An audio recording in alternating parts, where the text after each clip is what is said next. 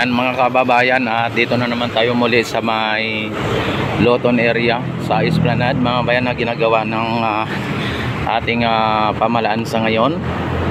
Ayan, at kung inyo makikita mga bayan ay may mga formas na at may mga bakal na. Kahapon isa pa lang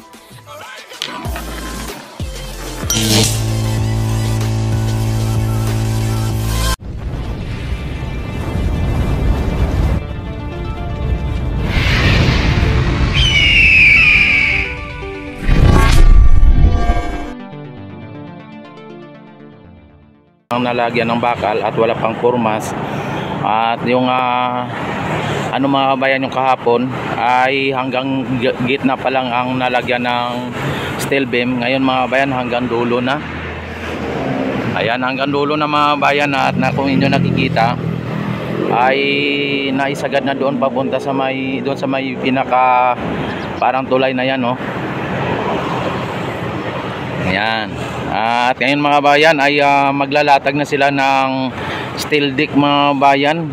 Grabe naman to. Pero hindi pa yan nabuhusan mga bayan ha. At kapag nalagyan po nila ng steel deck yan ay malamang ay hindi na yan bubuhusan, ano. Pero hindi po yan pwede, no. At sa ngayon ang mga steel deck ay nakalagay lang po dyan sa may gitna o nakaantabay lang po, no, yung steel deck. Ayan, no. Yan yung linalagay nila na steel deck mga bayan. Ayan. At saka yan, no, nakaantabay lang yan mga bayan para kung sakali na mabuhusan ng mga kababayan ay talagang i-ano na po nila yan. Pwedeng lalagyan nila ng steel deck yung pinakagitna lang, ano, yung wala sa poste o yung bubuhusan na poste. Pwede rin para sa ganon ay maano na nila, tapos itansa lang nila kung hanggang saan ang ano, no, yung alam mo naman na yung mga yan ay mga matatalino yan, magagaling yan. Kaya makikita nila kung hanggang saan ang ilalagay nila para magiging open ang pinaka kapiluti na bubuhusan mga bayan. At doon lang nila ang bali i-open, ano. Pwede rin ganon. Talagang para mas mabilis ang trabaho mga bayan. Kasi pagka inantay po yung buhusan pa ito at kung kailan pa ay ma-unsyami ang oras nila o magtagal ang kanilang oras. Oy, si Foreman siya ang operator ng bako mga bayan ha. Ayan, oh, si Foreman, oh. Iba talaga to si Foreman. Yan. Pang Foreman pang operator heavy equipment pa. Grabe. Ayan, at sa ngayon mga bayan ay yung mga bahay na nandoon yung nung nakaraang araw ay talagang buo pa. Ngayon ay wala nang dingding mga bayan, oh. Yan, may dingding doon sa kabila na lang ang dingding. Ayan, oh, giniba na mga bayan. Talagang wawas out na talaga yan mga bayan. At saka dito ililinisin po yan dito mga bayan. Lilinisin nila bago matapos itong Esplanade mga bayan ay malinis na po yan. Pati yung mga nakalagay dyan ng mga lagay ng mga manok nila or ano pa yung mga nakatambak dyan ay lilinisin yan mga babayan para pagdating ng ating First Lady mga bayan at ni PBBM ay malinis na ang isang area o itong lugar na ito, para sa ganon pag na-inaugurate mga bayan ay hindi mapapaya sa mga bisita, no. At siyempre sa ating Pangulo ay hindi mapapahiya dahil po sa ito ay talagang i-inspeksyonin talaga ng ating Pangulo para sa ganon ay makita kung talagang matibay at maganda ang pagkakagawa mga bayan. At baka mamaya ay sabihin tapos na pero wala pala. At katulad ng alam nyo na talagang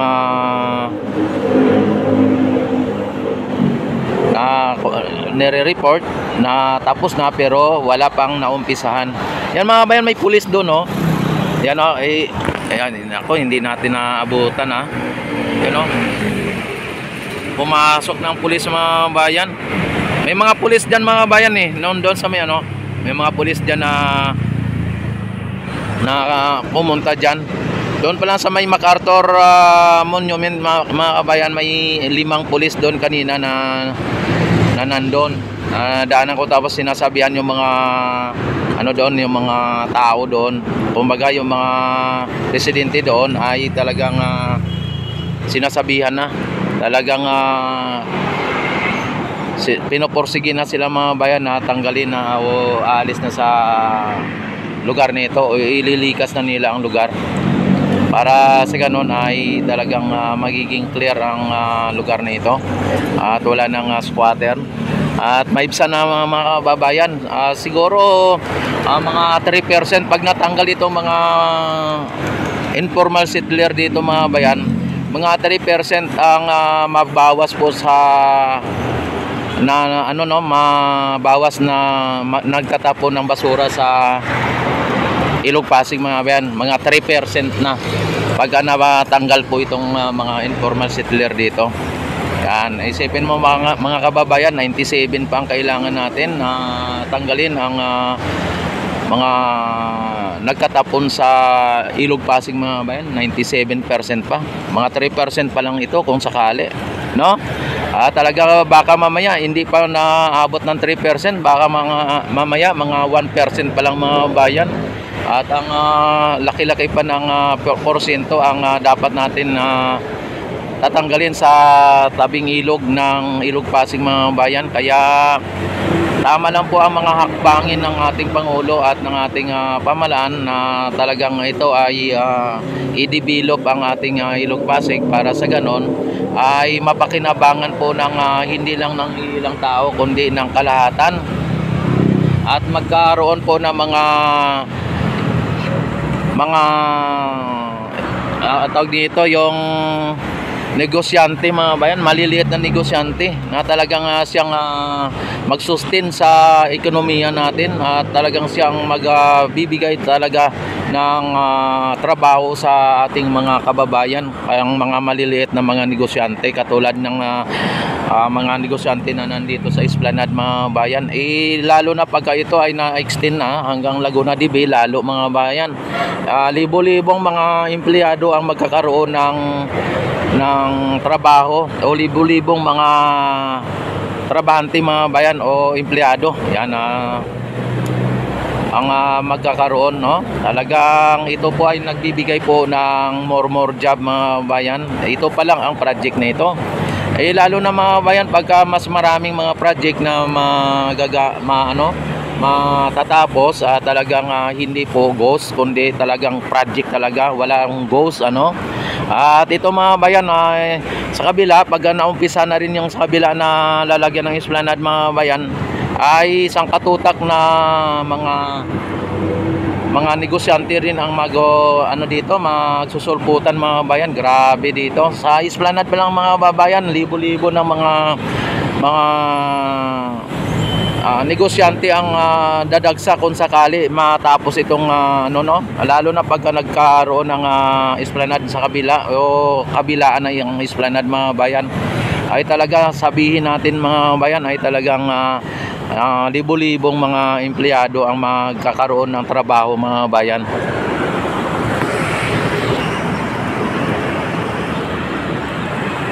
Yan ang Philippine Coast Guard natin, no? Atin ang West Philippine Sea. Yan. Yan, balik tayo dito mga bayan sa may Esplanade mga bayan. Ayan, no, inaano na nila ang IB mga bayan. Ano, Winnie Wilding, ano? Yan, no. I-focus natin Winnie Wilding.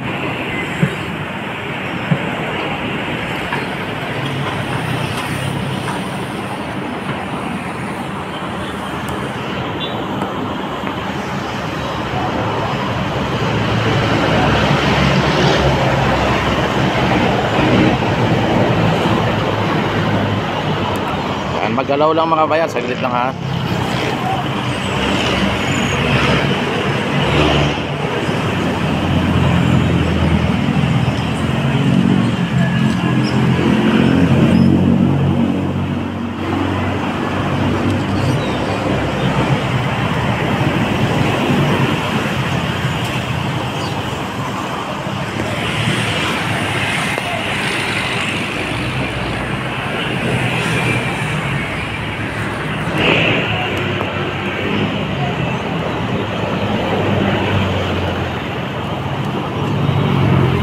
Yan at ang ano dito, ang puno mga bayan ay talagang nabuwal mga bayan ang puno, oh. Grabe.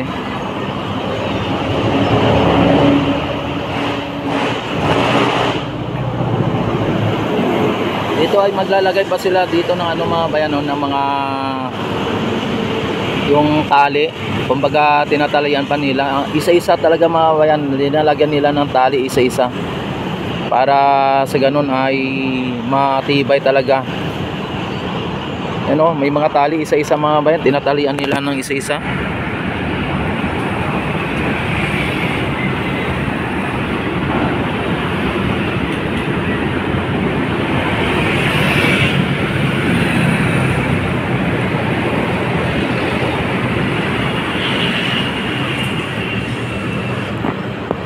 Alam nyo ba mga kababayan ang lapad nito o ang kapal nito, yung alam nyo ba yung plyboard o yung plywood ay halos sa buong plyboard mga kababayan o plywood ang kapal. Ayan, ito na lang ang tinanggal nila mga kababayan, o kanya na lang ang natira sa plyboard o sa plywood na ginawa nilang purmas mga kababayan. Mga ano lang, mga isang, wala pang isang pi ata yan o isang pi ang ano, isang 1 feet ano ang tinanggal, tapos linagay nila dyan sa may formas. Ganun kakapal ang simyento. Grabe ka ano mga bayan, kakapal ang concrete na ito. Tapos dyan po ang ilalagay ang dambuhalang I-beam na yan.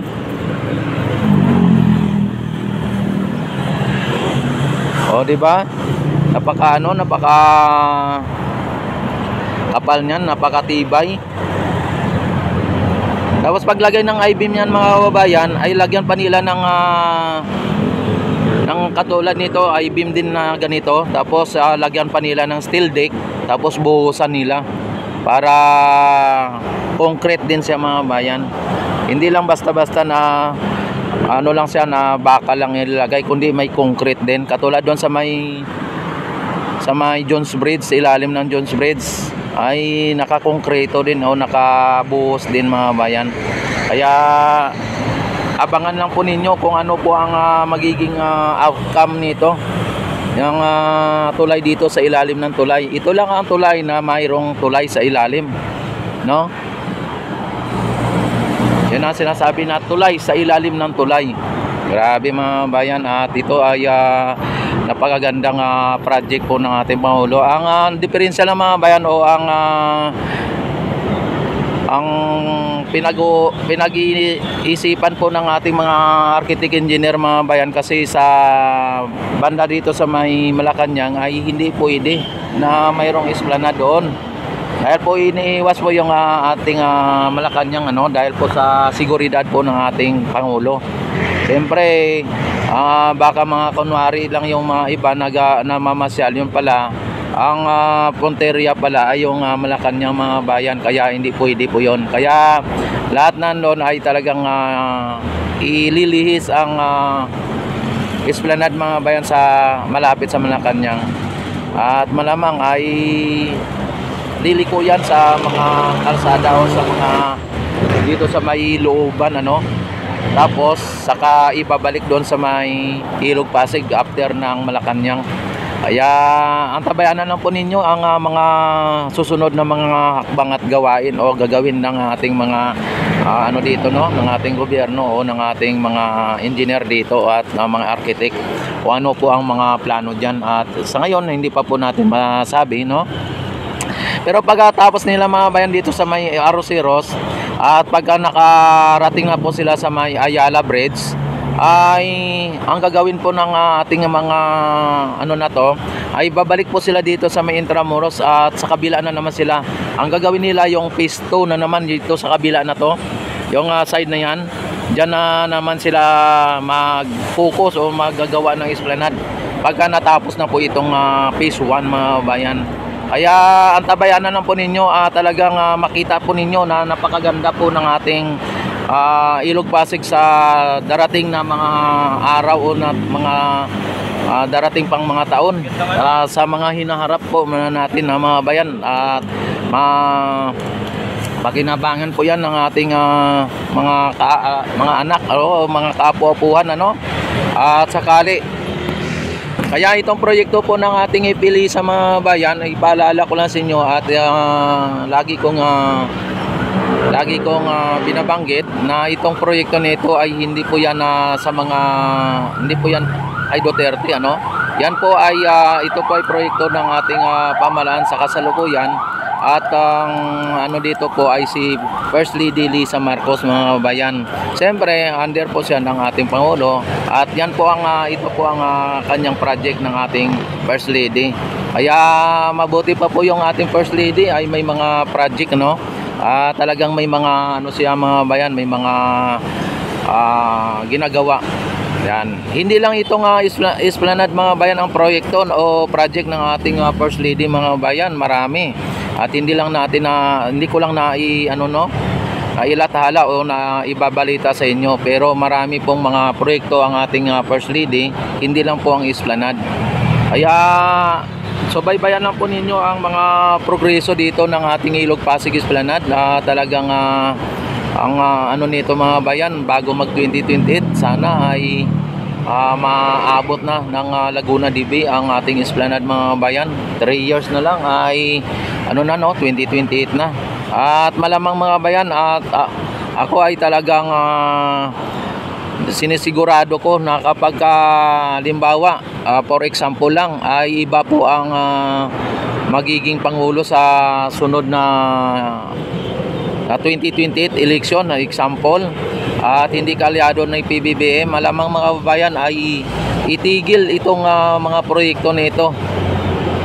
Parang yun po ang aking naramdaman. Pero mga kababayan, ang ramdam ko naman ay talagang tuloy-tuloy po ang ating Pangulo mga bayan. At baka sana naman ay magkaroon na ng parliamentary o pagbabago sa ating konstitusyon para ang isa sa mga leader natin o isang presidente ay pwede pang tumakbo kapag pinayagan po ng ating mga kababayan na iboboto o tawag nito. Ayan naglalagay na sila mga bayan ng pa ulit Ayan. Kapag mapalitan mga bayan yung 1987 Constitution mga bayan na ipinasa po ni po ng ating dating Corazon Aquino ay mapalitan po yan.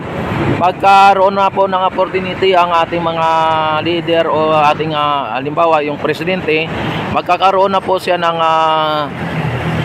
opportunity na pwede pa siyang tumakbo. Talagang nasa kamay ng taong bayan na lang kung ibubuto o hindi. Ayan, ganun po yung sistema nun kapag napalitan ang Constitution 87 Yan, hindi naman tayo abogado, hindi naman tayo eksperto, pero yun po ang aking pagkakaalam. Kapag napalitan ang ating Constitution, lalo na yung 1987 Constitution na talagang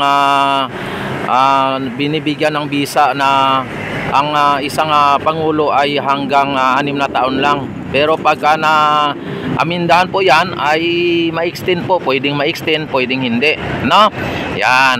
At don't forget to like and subscribe my YouTube channel mga bayan, at i-click nyo na ang notification bell, i-select nyo na ang all para ma-notify agad yung ako mag-live, mag-upload ng mga videos.